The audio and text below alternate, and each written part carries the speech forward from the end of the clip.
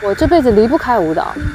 跳舞能够不让人活得那么麻木，在一个越来越虚拟化的时代里，身体变得越来越不重要，我们希望它更重要。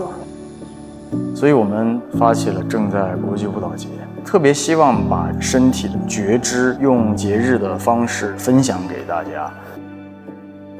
舞者演戏不是在于我的身体有多敏捷或者是多好看，反而我很容易驼背，而是在于我可以通过身体找到属于那个角色的经历啊、性格呀、情感呀。他那个温柔壳还是非常打动我的，很明显他是从身体出发的。舒服吗？我要飞飞机。所以他小名就叫小岛。因为我们俩是舞蹈结缘的嘛，当时是因为我要做一个作品，我就想到找他合作，就试试看了。首先，他是因为他在 NDT 是作为当代舞里面最顶级的舞团嘛，肯定舞蹈圈的人都知道他嘛。我主动联系他，然后他就答应了，我就马上就飞过去找他排练了。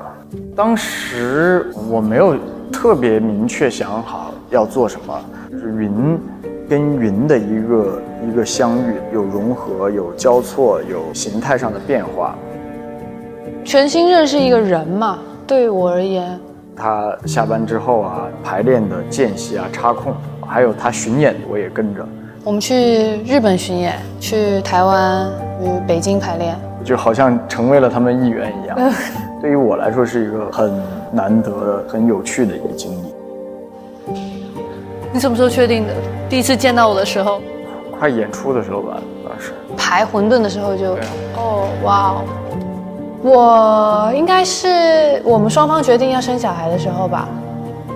那么晚？不是啊，就是认定了这个人，你就觉得我愿意跟你共组家庭嘛，我是这个意思。这种我觉得很不错哎。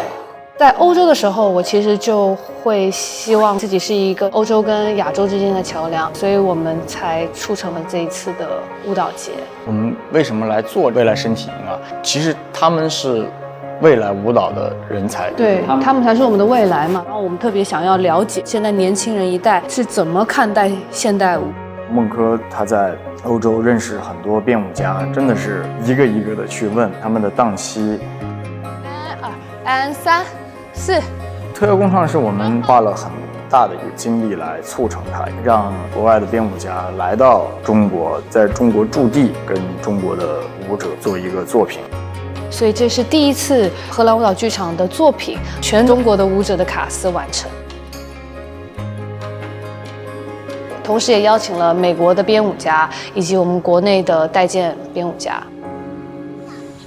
我其实小时候学跳舞，我本身是不喜欢的，其实还真是因为 Pina Bausch。真正去理解舞蹈，就这种海报的，看有亚克力的，它得要有对，有亚克力，要保护啊。对，穆勒咖啡馆，这个是我在北京07年他自己演的。在看他演出之前，我完全不知道他是谁，看完之后就决定要跳舞。09年他就去世了。我刚好去工作，然后我的城市的旁边就是 Pina Bausch 的舞团，在乌普塔，然后我们就去看了演出。我们就像那个2个小，就是粉丝这样，就只能用现金，你知道，就跟那个同伴借了几百块，可不可以让我们买一下海报08年那个时候我其实都在公司上班了。后来其实就是从看了 Pina 的演出，然后又看了更多现代舞的演出。08年的时候，我也第一次碰见戴健，我印象特别深。我说这就是舞者的一个状态，特别像一个小僧侣，开放的在吸收所有的信息，身体上有一种反馈，是我之前在公司上班没有的感觉。后来就去考了北京当代芭蕾舞团，成为了一个职业舞者，我就开始琢磨创作这个事情。那一年我母亲去世了，当时就对家这个主题有了一些体会，就做了《斗拱》这个作品，我第一个大作品。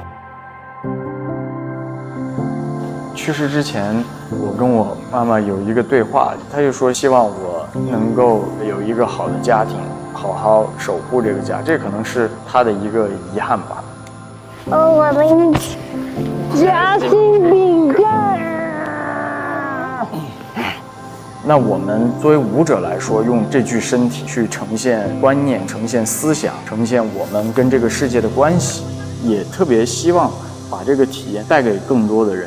你带着感知在生活，可能会对这个世界更敏锐、更开阔、更包容。